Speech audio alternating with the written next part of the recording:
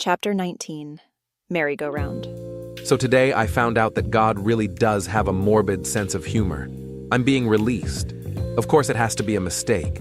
In the real world, I still have a few months of prison time left to serve, and I know for sure that sooner or later, the ever-so-brilliant Federal Bureau of Prisons will realize its mistake and dispatch the dogs of law to hunt me down. But until the catch-me-if-you-can game ends, I'm going to get my money, get a shot of whiskey, a good piece of rented ass, and then get the hell out of this country just as fast as I can. Mexico sounds like a pretty good place to start a new life. It's hot, widespread, and with enough money, I can buy enough government protection to keep me off of the law enforcement radar. My ability to speak Espanol is just another advantage in my plight to disappear, which means blending in with the locals. I completed my merry-go-round and packed a small box with the few items that I chose to keep for the sake of fond memories. The merry-go-round is a prison ritual for turning in all of your government-issued jail gear and getting your last medical and dental probes. As I made my way to R&D, or the receiving and discharge office, my mouth became more and more sand-like with each step that I took.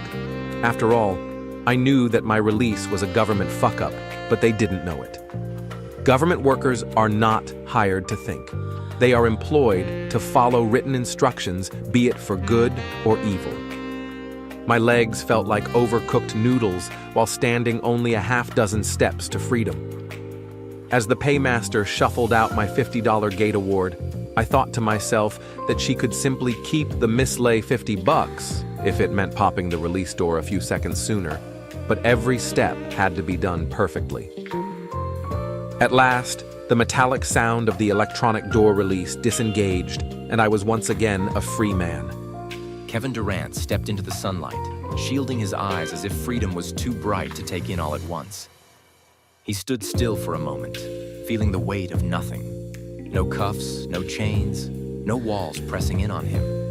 Just open air and the promise of bad decisions waiting to be made. He rolled his shoulders, letting the tension melt off his body, though the gnawing suspicion never left his gut. He knew the feds had made a mistake. The system never worked in favor of men like him, and when it did, it was only to set up a bigger fall. But if the devil himself was giving him a head start, he wasn't going to waste it. Kevin's first stop was the bus station, where he used his $50 gate money to buy a ticket that took him far enough from the prison town to breathe easy. He sat in the back, pressing against the window as the landscape shifted from razor wire and guard towers to cracked roads and fast food billboards. A lifetime ago, he had dreams bigger than this. Dreams of fast money, high-stakes games, and power that didn't come with an expiration date.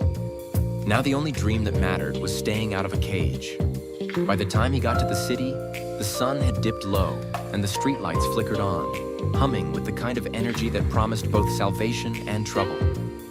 Kevin walked with purpose, blending into the crowd, looking like any other man trying to make his way in a world that didn't give a damn about him. He knew exactly where to go first. On a back street behind a rundown pawn shop, there was a dive bar with no name, just a flickering neon beer sign that buzzed like a mosquito. Inside, the air was thick with smoke and regret, the kind of place where people didn't ask questions unless they were looking for a fight. Kevin slid onto a stool and tapped the bar. Whiskey. The bartender, an old guy with a gut full of bad decisions and a face like crumpled leather, poured him a glass. Kevin took a slow sip, letting the burn remind him that he was still alive. The next step was money. Real money. He had a stash, hidden where only one man knew to look, and that man owed him more than a favor. The last time Kevin had seen Mikey Mills, they were standing on opposite sides of a poker table, and Kevin had been holding a winning hand. Mikey? He'd been holding a debt. If Mikey was smart, he'd kept Kevin's money untouched, knowing that someday, one way or another, Kevin would come back to collect. Kevin made the call from a payphone down the street. Mikey. The silence On the other end was worth 1,000 words. Holy shit, Mikey finally breathed. You're supposed to be locked up. Kevin smirked, lighting a cigarette. Guess the government decided I did my time early. Mikey cursed under his breath. Man, you got heat on you? Kevin exhaled smoke into the night air.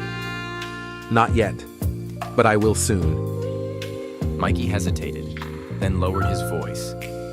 You calling to collect? Damn right I am. Another pause. Then, finally, meet me at the spot in 2 days. Kevin hung up without another word. 2 days later, Kevin found himself in a dimly lit parking lot behind an abandoned gas station, waiting.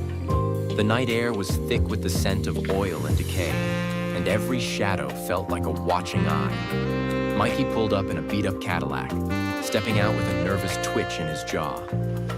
You got some balls showing up here. Kevin shrugged. You got my money? Mikey ran a hand over his shaved head, glancing around like he expected the feds to jump out at any second. Yeah, I got it. But listen, man, people been talking. Word got out that you walked free. Some folks think you cut a deal. Kevin's jaw tightened. That what you think? Mikey held up a hand. I don't give a damn what's true. I just know you got a target on your back, and I ain't trying to get caught in the crossfire. Kevin took a slow step forward. Then give me my money, and you won't have to. Mikey sighed, popped the trunk, and pulled out a duffel bag. $600,000, just like you left it. Kevin took the bag, unzipped it, and ran his fingers over the crisp bills. He nodded. Appreciate it. Mikey didn't move, his eyes darting toward the alley behind them. You should go, man. People are watching. Kevin slung the bag over his shoulder. Let 'em watch. Then, without another word, he disappeared into the night. Mexico was waiting, and Kevin Durant wasn't planning on